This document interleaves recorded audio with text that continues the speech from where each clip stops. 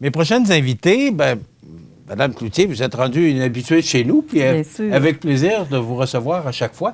Madame Lise Cloutier, qui est présidente de la fabrique de Saint-Pierre-de-la-Rivière-du-Sud. Et responsable du comité du 375e de la Seigneurie de la Rivière-du-Sud. Bon, ça me fait plaisir de vous recevoir. Il m'en manquait un bout. Il vous manquait un bout. Alors, c'est pour ça qu'il fallait que je revienne. OK. Mais avez-vous le temps de dormir? Oui, parce que ça prend du sommeil aussi, là. Même si quand c'est intense, parfois on se réveille pour penser à tout ça, mais j'ai le temps de dormir. Madame Lise Bernier, qui est collaboratrice, parce qu'on va parler d'un livre. Oui. Bonjour, Madame Bernier. Bonjour. Merci d'être là. Un livre, d'ailleurs, on le voit, Revenir à la source. Bon, expliquez-moi, Madame Cloutier, là. Est-ce que c'est vous qui avez eu l'idée ou encore vos collègues? C'est moi. Mais on avait écrit juste Revenir à la source à un moment donné. Puis on se disait, il me semble que ça ressemble à un livre de croissance personnelle. C'est quand même un livre de croissance personnelle, mais Saint-Pierre-de-la-Rivière-du-Sud et ses puisatiers, revenir à la source. Puis pour nous, c'est ça qui était important. Parce que vous savez qu'à Saint-Pierre, ce pourquoi on a fait ce livre-là, on a la plus grande concentration de puisatiers au Québec, puis il y en a au Canada, puis il y en a même qui disent peut-être au monde, si on n'a pas fait la recherche, là. Ça, c'est un petit peu trop long pour nos compétences ou trop loin pour nos compétences aussi. Alors, c'est la plus grande concentration de puisatiers. Bon, mais vous allez m'expliquer pourquoi. Parce qu'on le sait, que Saint-Pierre, quand on pense à un puits, on pense à Saint-Pierre-de-la-Rivière-du-Sud. Alors, pourquoi? Ça devient tellement automatique parce qu'on le sait qu'il y a beaucoup de puisatiers à Saint-Pierre-de-la-Rivière-du-Sud. Mais d'où ça part, tout ça? Ça part de loin. C'est sûr que l'Europe a commencé avant les États-Unis, puis ensuite, c'est arrivé au Québec. Au Québec, à Saint-Pierre n'est pas les premiers qui ont creusé des puits. Mais ce qui est arrivé, c'est qu'il y a des entrepreneurs, des personnes très créatives, ont commencé par faire des homemade. Ça, excusez le terme anglais, mais c'est de ça qu'on parle. C'est eux qui fabriquaient leur machine à puits. On appelait ça un creuse-puits, une machine à puits.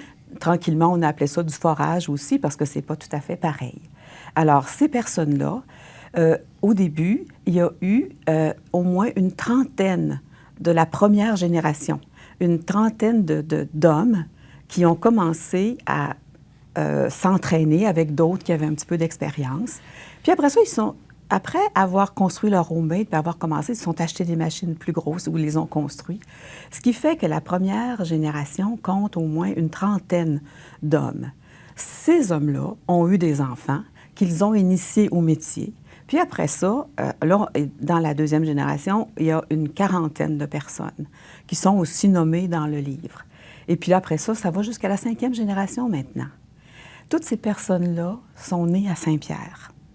Mais comme ils ne pouvaient pas rester à Saint-Pierre pour leur travail parce qu'on a eu un système d'aqueduc au début des années 2000, bien là, à ce moment-là, non, c'était au début de 1900, c'est ça, au début du 20e siècle, je me suis trompée, excusez, au début du 20e siècle. Bien là, à ce moment-là, il devait s'éloigner. Alors, il y a des gens qui sont allés à Sherbrooke, à la Malbaie, à l'île d'Orléans, à Québec. Un peu partout au Québec, il y a eu des puisatiers de Saint-Pierre qui ont formé leur compagnie, qui étaient entrepreneurs. Ce que ça a fait à Saint-Pierre aussi, ça a fait que Saint-Pierre a eu aussi, dans presque chaque famille, des personnes qui ont creusé des puits, qui ont été opérateurs ou aides-foreurs. Donc, l'entrepreneur engageait des gens, ce qui fait une compétence incroyable. Les puisatiers, ce qui est extraordinaire avec eux autres, c'est qu'ils ont une créativité très spéciale. C'est des inventifs parce que ce métier-là, eux autres, ils l'ont bâti. On a vu aussi, on a répertorié dans le livre, au moins, on a une trentaine, mais il y en a plus, une trentaine de techniques de creusage de puits ou de forage qui ont été répertoriées dans le livre avec des photos, mais il y en a beaucoup plus que ça, là. Alors, ça fait qu'à un moment donné, ils ont inventé aussi des machines ou du matériel pour être capables de faire leurs puits. Vraiment des personnes très créatives puis très ingénieuses. Quand je vous parlais des homemade, là, je vais juste vous donner une petite information. Les homemade, au début, ça pouvait coûter 4 à 5 000 $. C'est eux qui la construisaient, mais avec le matériel, tout ça.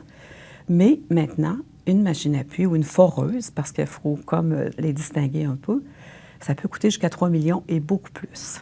Alors, on voit que ce métier-là a eu une progression, puis les gens pour leur fierté, puis la fierté de leur famille aussi, se sont toujours intéressés à l'évolution de ce métier-là, qui fait que les puisatiers de Saint-Pierre, on disait que les Saint-Pierre, c'est le berceau des puisatiers, mais quand on regarde tout ça maintenant, là, il n'y avait pas grand-chose sur les puisatiers à Saint-Pierre, seulement cette réputation-là, mais quand on ne voit pas, quand on arrive à Saint-Pierre, je pense qu'il faut savoir ce que c'est. Alors là, l'aventure a commencé. Lise et son mari, eux autres, ont fait un questionnaire, puis parce que le mari de Lise, lui, il est puisatier aussi, il a travaillé en Afrique, il a travaillé un peu partout. Votre rôle, Mme Bernier, là-dedans, vous? Mon rôle? Dans ce livre-là? J'ai aidé à faire des recherches, là, à contacter les puisatiers pour avoir de l'information.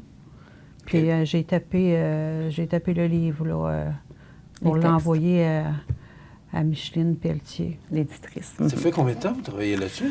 On a commencé au début des... On a commencé... Lise, toi, tu as envoyé le questionnaire en 2020, je pense. 2000, oui. Au début de 2020. 2020. Oui. Puis là, ça a pris un petit peu de temps à démarrer. Ça a pris un petit peu de temps. Mais là, quand on a vu que ça pouvait être un super projet du 375e, ben là... Ouais. Alors là, les questionnaires ont commencé à entrer. On a contacté les puisatiers. Puis eux autres, il fallait qu'ils voient aussi la nécessité de ça puis qu'ils trouvent ça important. Là, on a recueilli des photos. Mais on a dû téléphoner, envoyer des messages. Mais c'est ça, je pense que... Puis aussi, cette année, ce qui était particulier, c'est qu'après la pandémie, les puisatiers avaient énormément de travail. Oui. Ça a été difficile un petit peu de les contacter parfois. Moi, j'avais l'impression de les harceler un petit peu parce que je leur disais, je le sais, mais vous comprenez pourquoi je fais ça, là, c'est important. Et puis les gens répondaient bien. Mais je vois aussi qu'il y a eu des témoignages de femmes, d'enfants et de familles. Tout ça, là, ce que je comprends, c'est que ce livre-là tourne vraiment...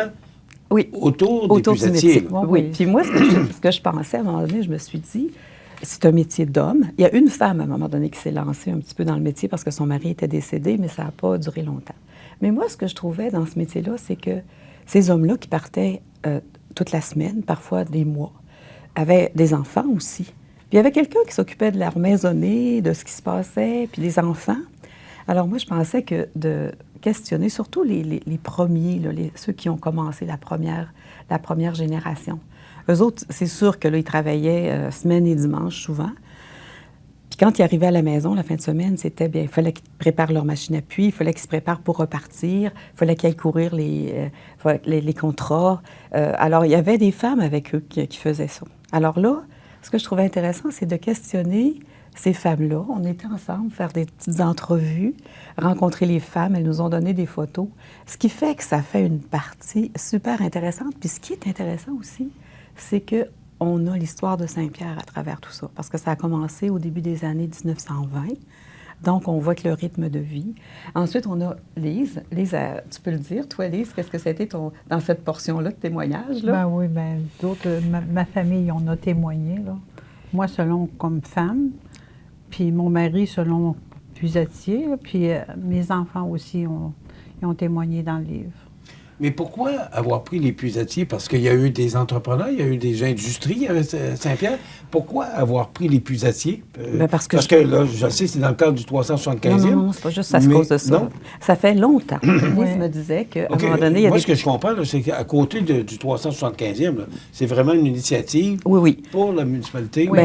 C'était pour aussi c'était le tremplin, disons, le 375e. Parce qu'il y a déjà eu des tentatives là, d'avoir des écrits ou tout ça, puis ça n'a pas fonctionné. Alors, moi, je dis toujours, c'est pas pour nous vanter, parce que la gang, je vais vous parler du groupe, après, on n'était pas juste toutes les deux. Je me disais, je pense que c'est pas pour se vanter, mais si on n'avait pas fait ce livre-là, il n'y a personne qui l'aurait fait. Puis je vous explique pourquoi. On a quelqu'un avec nous, un collaborateur, Benoît Bouchard, qui a 60 ans d'expérience. Alors, c'est pas rien, ça, hein? Puis ensuite de ça, il y a son mari, le mari de Lise, Jean-Claude. Il y a Mariette aussi qui relisait les textes puis qui les corrigeait. Alors, on avait chacun notre responsabilité au sein du groupe. Et puis, Benoît, lui, on décrit au début une passion. Il avait, comme il dit, peut-être entre 5 et 10 ans, puis il allait dans la cour de François Lapointe, qui restait pas loin de chez eux, surveiller les machines à puits, qui étaient des creuses puits à ce moment-là. Puis à chaque jour, voir ce qui se passait.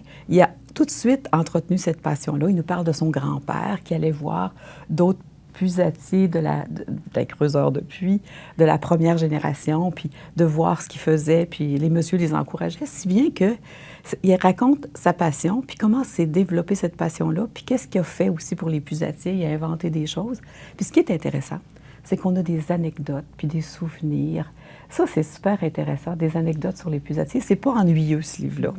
Puis, il y a le premier pusatier qui est arrivé, c'est-à-dire, pas le premier qui a construit la machine à puits en bois à Saint-Pierre. On a pu, par sa petite fille, là, Louise Pelletier, avoir des photos de la première machine à puits, puis elle nous a raconté un peu leur histoire. Parce que lui, Eugène et Eugénie se sont rencontrés aux États-Unis. Puis lui, comme il travaillait aux États-Unis, puis à ce qui paraît, c'était un inventeur. Dans ce temps-là, on appelait ça un patenteux. Il a réussi à refaire la machine à puits qu'il avait vue aux États-Unis. Puis là, ça a commencé un peu plus. Ouais. On a essayé de fouiller ça un petit peu pour savoir comment ça s'était passé. Puis c'est lui, et après ça, il a aidé d'autres personnes à construire leur machine à puits en bois. Il y en a eu quelques-uns aussi qui ont été des constructeurs, des inventeurs de machines à puits. Ce qui est intéressant avec les machines à puits, ça leur durait longtemps. Eux autres, là, les creuseurs de puits, là, l'hiver, ils ne travaillaient pas à ce moment-là. Puis là, ils remontaient, je ne sais pas comment dire ça, on dirait repimper leur machine à puits, je ne sais pas comment l'expliquer, mais ils travaillaient leur machine à puits pour la rendre plus belle, pour la sortir. Donc, ça durait excessivement longtemps de machine à puits. Parce que les personnes, ils travaillaient fort pour qu'elle garde toute son efficacité là, pendant toutes les années. Là. Puis là, il en achetait une, après ça, il en achetait une autre. Puis ça finissait qu'il se montait comme une entreprise comme ça, parce que si tu voulais avoir des contrats, bien, il fallait que tu aies une plus grosse machine à puits. Donc, ce qui arrive, c'est qu'il y avait des contrats, puis soit qu'ils s'achètent ou c'était surtout les premières qui faisaient, qui s'achètent une machine à puits efficace pour avoir des beaux gros contrats aussi. Ah oui, bien, sur le chantier, là, à un moment donné, il s'apercevait qu'il fallait qu'il soit inventif pour pouvoir continuer, parce que des fois, il arrivait des pépins, puis on dit, si on avait ça fonctionnerait mieux. Ça fait qu'il était inventif. Là, ce que je comprends, là, c'est que vous avez beaucoup de photos. Mais aussi, c'est que chacun, du moins ce que vous avez pu récolter comme information, chacun raconte son histoire. Oui. C'est ça, c'est ça le but. C'est ça qui est intéressant aussi. Oui. Puis c'est vraiment l'histoire de chaque pusatier. C'est ça. Le livre est un petit peu divisé comme ça. La première partie, c'est que comment on avait de l'eau avant d'ouvrir le robinet, là. Il y a eu quand même... il y a une dame de 100 ans, Mme Cécile, qui, elle, a raconté que dans la cave, il y avait un puits qui était creusé, puis les gens allaient chercher ça. Les cultivateurs avaient des puits de surface. Après ça, bien, c'est la pompe qui est arrivée. Mais comme je vous disais au début, comme le système d'aqueduc est arrivé tôt à Saint-Pierre, bien là, les pusatiers se sont rendus compte qu'ils ne pouvaient pas rester dans les environs parce que c'était vraiment... il fallait qu'ils travaillent. Donc, ils se sont développés des secteurs un petit peu partout dans le Québec. Alors, c'est pour ça. Puis les femmes, tout à l'heure, on parlait des femmes. Bien, il y a des femmes qui allaient aider leur mari. Ils les aidaient à aller chercher les puits, elles faisaient les collections, payaient les factures. C'était vraiment payer les employés aussi, là. Fait que c'était vraiment, quand on regarde au début, on a je ne sais pas si on l'a mis, cette facture-là, mais les gars qui travaillaient avec 14 piastres de l'heure, là. Il y avait, comme on disait tout à l'heure, c'est sûr, les entrepreneurs, c'est eux qui possédaient la machine à puits. Ils engageaient des opérateurs. Puis, ce qui est intéressant, c'est que ça s'apprenait d'un à l'autre.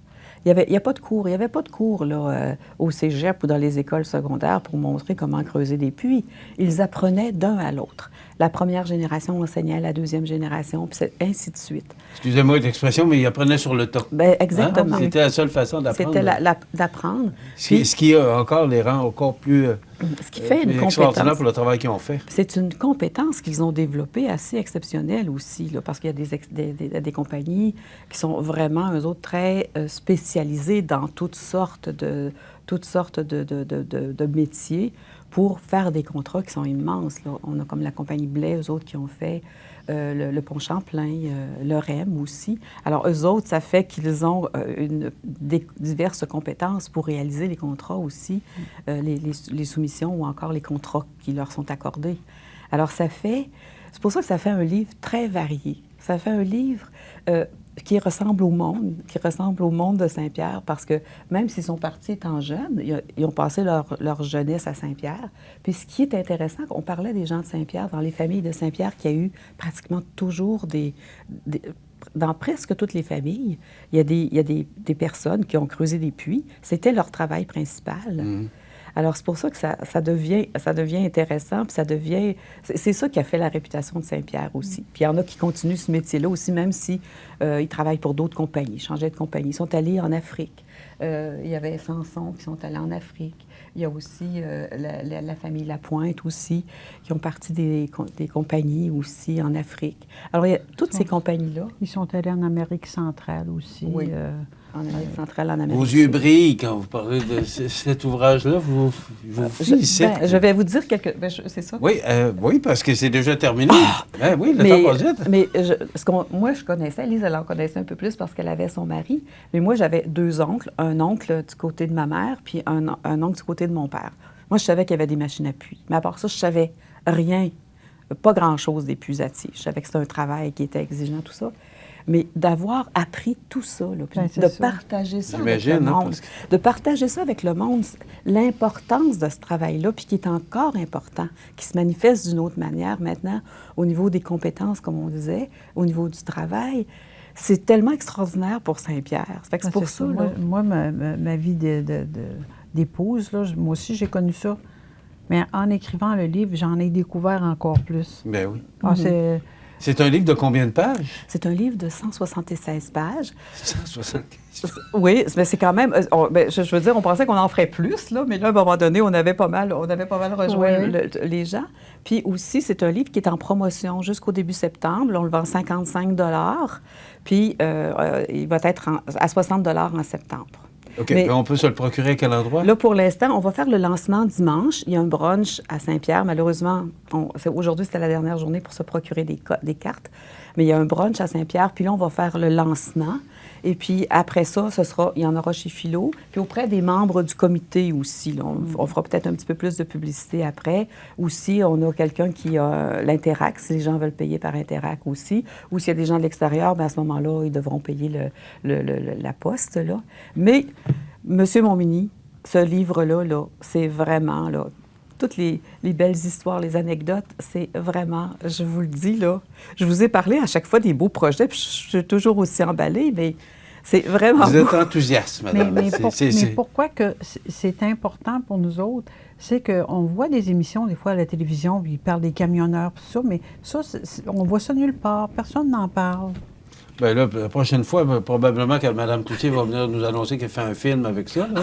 Hein? Pas encore. Mais ça serait une bonne idée, par exemple. Mais il risque que ça serait intéressant. C'est lancer l'idée, puis il y a quelqu'un qui va peut-être la prendre. Excusez. Sous les éditions La Plume d'Oie, c'est important de le mentionner. C'est excessivement important. Madame Pelletier, Micheline Pelletier, elle a fait un travail extraordinaire pour bien... Le livre est tellement bien édité. Il y a toutes sortes de petites gouttes d'eau à l'intérieur. Les photos, ça a été un gros travail parce qu'on avait des vieilles photos, on avait des photos sur le site. Ça a été difficile de rendre ça attrayant. On doit avoir au-dessus de 200 quelques photos. Puis ça montre vraiment l'histoire. Alors, Monsieur Montminy, c'est un livre à lire. En tout cas, moi, je le recommande à tout le monde parce que même si on est une femme, c'est un métier d'homme, moi, je pense que c'est important de connaître comment ça s'est passé, puis c'est le côté créatif de toutes ces personnes-là. Il doit vous arrêter. Merci beaucoup. Merci, Monsieur Montminy. Donc, revenir à la source, les éditions La Plume d'Oie, le lancement est dimanche. Oui. Un brunch, c'est ouvert au public? Non. Malheureusement, on ne peut pas vendre de cartes à la porte. Aujourd'hui, C'était la dernière journée pour s'en procurer. Et puis après le lancement, après dimanche, là, le 21, les gens pourront se procurer le livre. D'ailleurs, on a une longue liste de réservations. La municipalité de Saint-Pierre-de-la-Rivière-du-Sud, je pense que c'est pour avoir de l'information. Chez Philo, pour avoir de l'information. Pour que les gens puissent se le procurer. Merci beaucoup. Merci, M. Lise Cloutier, qui est présidente de la fabrique de Saint-Pierre-de-la-Rivière-du-Sud.